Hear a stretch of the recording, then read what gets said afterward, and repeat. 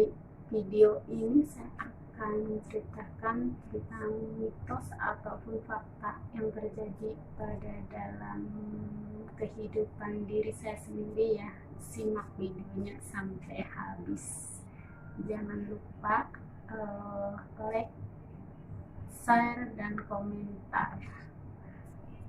Karena saya mengutamakan orang yang menonton dan berkomentar di video saya ya.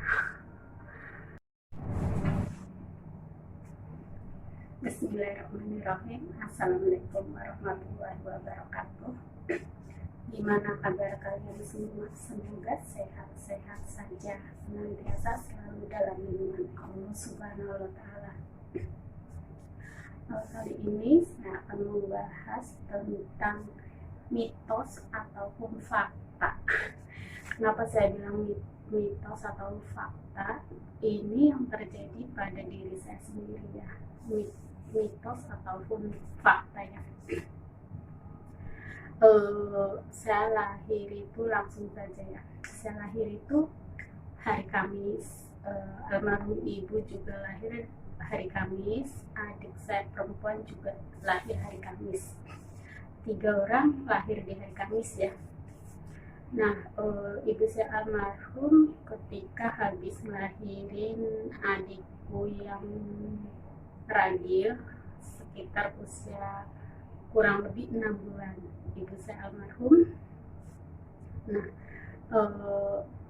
itu ya mitos atau fakta ya. Kalah 3 hari lahir yang sama, namun mengalah 1 ya. Nah, yang kedua itu, pertama saya menikah dengan mantan suami saya yang pertama itu orang Kediri, juga sama, terlahir pada hari Kamis. Nah, orangnya itu dia menurut saya dia lelaki yang terbaik bagi saya ya. Walaupun dia adalah mantan suami saya, tapi dia itu memang lelaki yang terbaik buat saya. Kenapa saya bilang dia adalah lelaki yang terbaik?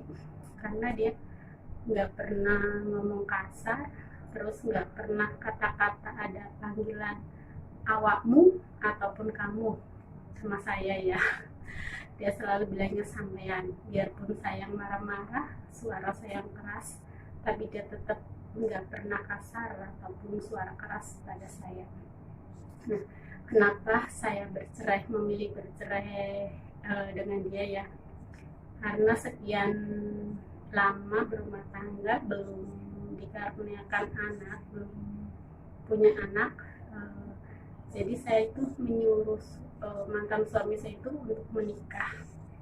Nah, tentunya mungkin orang di Wayuh ya, menjadi istri tertua.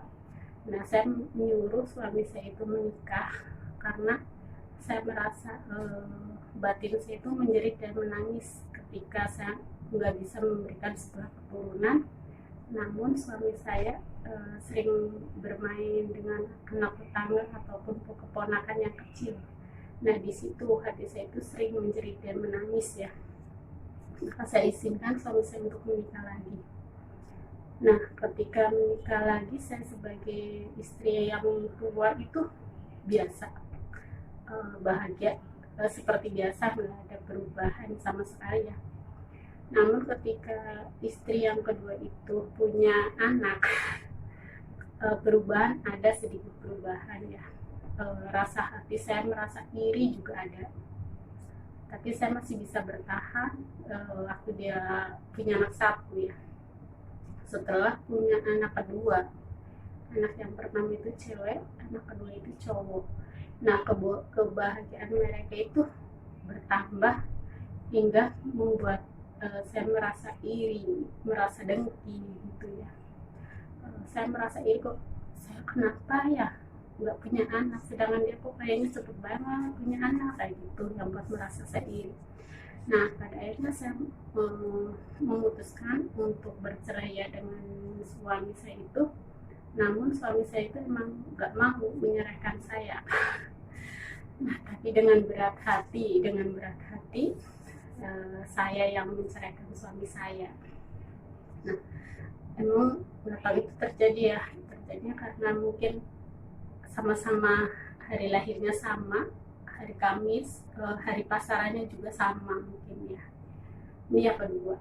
Nah, yang ketiga adalah saya punya suami yang kedua kalinya juga terlahir pada hari Kamis. Saya juga terlahir pada hari Kamis. Biasa, rumah tangganya biasa, normal seperti apa? Seperti yang lain kayak gitu ya. Nah, saya punya anak pertama cowok, anak kedua ya, anak kedua cewek.